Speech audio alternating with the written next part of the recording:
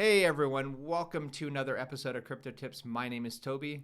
My name is Heidi. And today we are going to be talking about some really, I would say, horrible news that's coming out of the crypto media. You're not going to be very happy with what we have to say. Also, we have really interesting bullish news coming out of what's happening with on-chain analytics and what's happening with Bitcoin.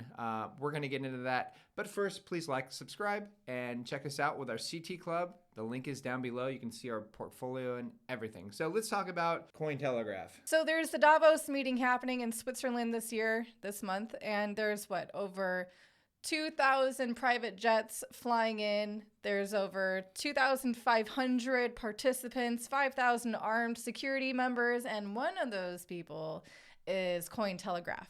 And you don't just rock up to Davos, you have to be invited, right? So in my opinion, there's a lot of people involved with the WEF, the World Economic Forum, in crypto. Some people in Ripple, some people in Ethereum. And now we have cryptocurrency media companies also are attending these events, which is something that we should all be paying attention to because Cointelegraph is a huge crypto media company where a lot of people get their information about cryptocurrencies from. And if they're going to be attending this meeting, you better believe that they're going to be influenced in the information that they're passing on.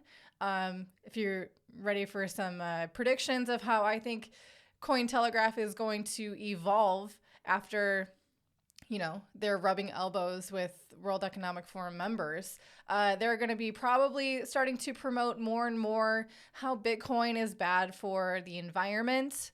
Probably how DeFi and privacy coins and smart contracts and code shouldn't be considered freedom of speech, justifying the arrest of the Tornado Cash developer who's still locked up, who still is not able to have a court hearing or speak to his family, really, really severely being mistreated by the judicial system that a lot of people seem to still have faith in.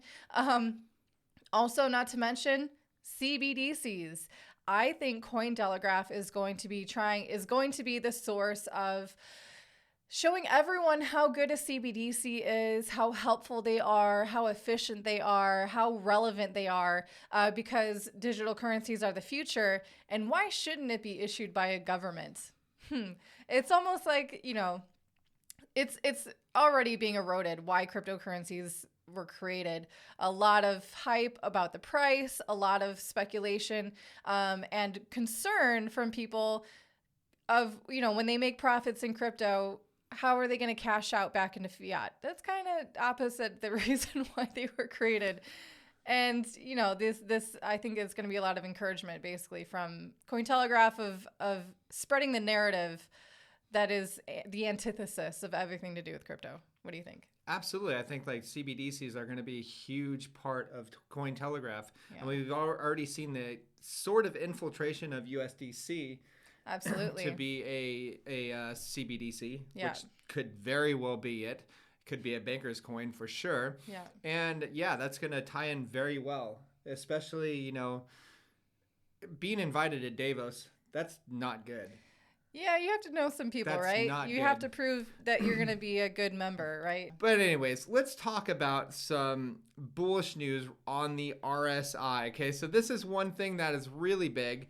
You want to bring up that chart? Okay, so a lot of people are talking about the price. Okay, we're not trying to hype the price, but look at these blue circles from Don Alt that he tweeted about. So a lot of people are like, oh, it's overbought.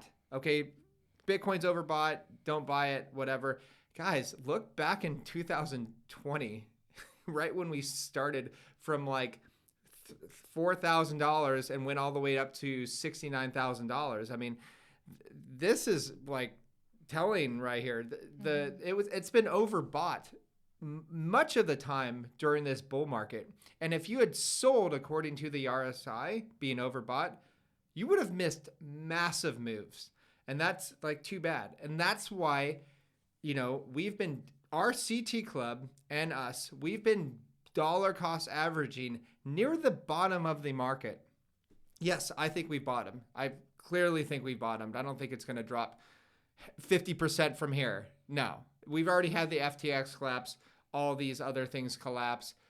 We've bottomed. And so with that said, look at what people are missing out on. You have guys like Capo shorting near the bottom of the market. How is he doing? And he's got okay? 700,000 poor subscribers probably.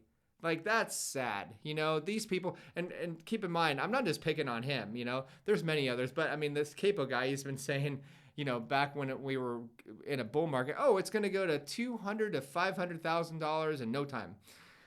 Okay, buddy. In 2022, yeah. I mean, that's the danger of anyone saying, I know what the price is going to do, and here's a chart that proves it.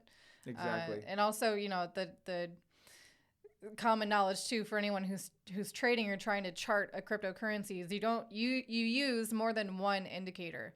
If you're just looking at the RSI and that's it, and also if the time frame for that indicator isn't lining up with your actual investment timeline, yeah, you're going to say that it's overbought, but actually, what, in 10 years, is it still going to be overbought? Yeah, exactly. But even if you're using all these different indicators, there's very few people that actually called that bottom. Nobody that called that bottom. Yeah. You know, people are like, oh, it's going to go lower. Oh, I don't know. No one has a crystal ball. Nobody has a crystal ball. Charting isn't going to save your butt. As much as they'd like you to believe that. Exactly.